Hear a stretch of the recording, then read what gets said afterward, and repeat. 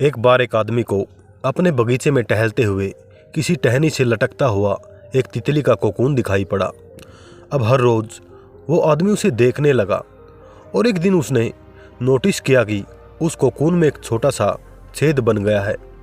उस दिन वो वहीं बैठ गया और घंटों तक ही उसे देखता रहा।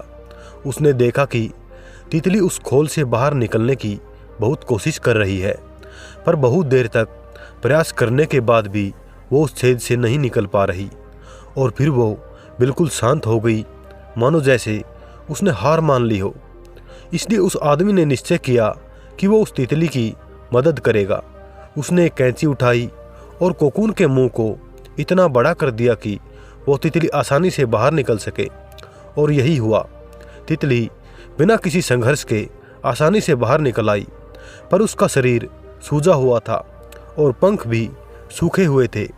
वो आदमी तितली को ये सोचकर देखता रहा कि वो किसी भी वक्त अपने पंख फैलाकर उड़ने लगेगी, पर ऐसा कुछ भी नहीं हुआ। इसके उलट बेचारी तितली कभी उड़ ही नहीं पाई और उसने अपनी बाकी की जिंदगी इधर उधर घिसटते हुए बितानी पड़ी, क्योंकि वो आदमी अपनी दया और जल्दबाजी में ये समझ ही नहीं पाया कि दरअसल कोकून से निकलने की प्रक्रिया को प्रकृति ने इतना कठिन इसलिए बनाया है ताकि ऐसा करने से तितली के शरीर में मौजूद तरल उसके पंखों में पहुंच सके और छेद से बाहर निकलते ही उड़ सके। वास्तव में कभी कभी हमारे जीवन में भी संघर्ष ही वो चीज़ होती है जिसकी हमें सचमुच आवश्यकता होती है।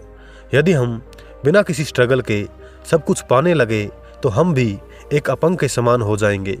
बिना परिश्रम और संघर्ष के हम कभी उतने मजबूत नहीं बन सकते जितनी हमारी क्षमता है। इसलिए जीवन में आने वाले कठिन पलों को सकारात्मक दृष्टिकोण से देखिए। वो आपको कुछ ऐसा सिखा जाएंगे जो आपकी ज़िंदगी की उड़ान को पॉसिबल बना पाएंगे।